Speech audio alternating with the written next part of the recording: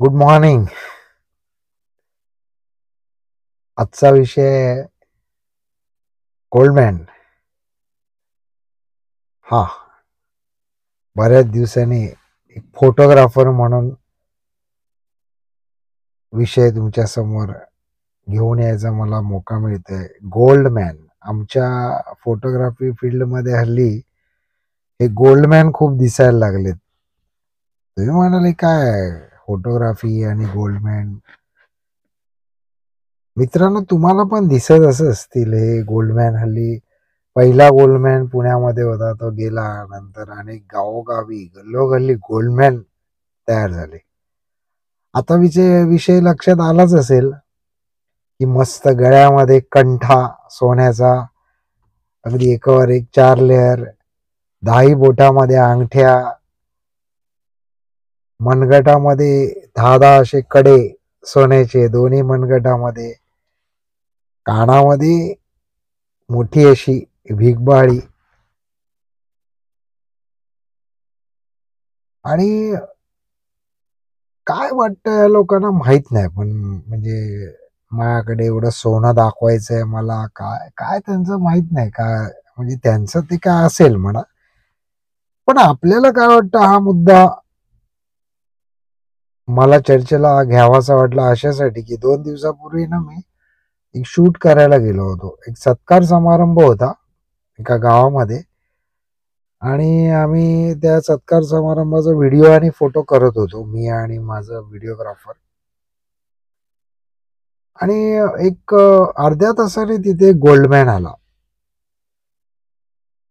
आल्याबरोबर मस्तपैकी सगळी मुलं त्याच्याभोवती जमा झाली, काही माणसं जमा झाली, आणि त्याच्यावर फोटो घेण्यामध्ये, सेल्फी घेण्यामध्ये चढाओढ लागली त्यांच्यामध्ये.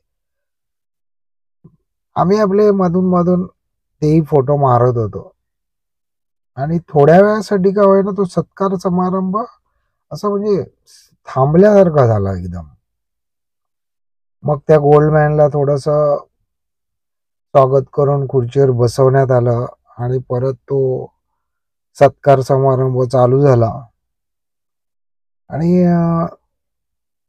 मधून-मधून काही लोकं येऊन तरी पण त्याच्यावर सेल्फी घेतच होती. नंतर ती व्यक्ती खाली उतरली. त्या व्यक्तीचं महात्म्य काय होतं काय माहीत नाही, पण अ, अं, असं म्हणजे त्या गावातली लोकं अशी एकदम खुश झाली होती. फोटो काढायला मिळतोय. फटाफट काही लोकं अगदी WhatsApp, Instagramवरती फोटो पोस्ट करत होते. नंतर तो हसत-हसत माझ्याकडे आला. मला म्हणाला, "मी जिथे-जिथे जातो ना, तिथले पण फोटोग्राफर, व्हिडिओग्राफर सुद्धा माझ्याबरोबर सेल्फी घेतात.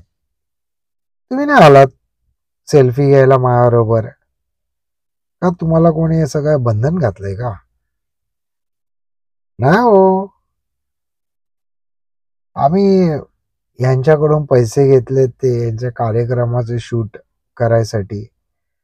येणाऱ्या कार्यक्रमामध्ये विद्यार्थी म्हणा किंवा व्ही-आय-पी म्हणा, आमचे सेल्फी आणि व्हिडिओ काढण्यामध्ये आम्ही वेळ घालवला तर त्यांचा पैसा वाया जाईल नाही का?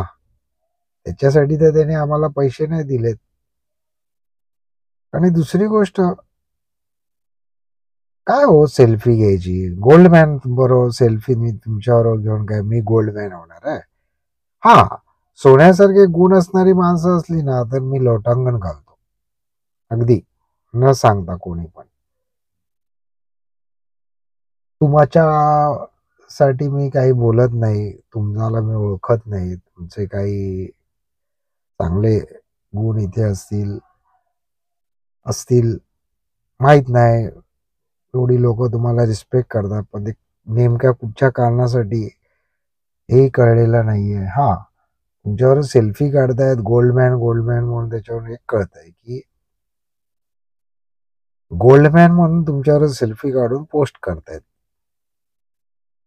मग मला एक सांगा, ही एवढीशी लोकं तुमच्यावर येऊन सेल्फी काढतायत, का गावातली, छोट्याशा परिसरातली. तुम्हाला असं नाही वाटत, की सगळ्या देशाचं लक्ष आपल्याकडे जावं? मी तर म्हणेन सगळ्या जगाचं जावं आणि असं काहीतरी आपल्या हातून घडावं ना, की ते लोक धडपडत आपल्यापर्यंत आपल्याबरोबर फोटो काढण्यासाठी यावे. सगळ्या जगाला वाटावं, सगळ्या देशाला वाटावं, की ही व्यक्ती खूप महान आहे, खूप चांगले गुण आहेत. आपण कुठेतरी ह्यांच्याबरोबर नतमस्तक झाला पाहिजे, ह्यांच्यावर आपला एक फोटो पाहिजे.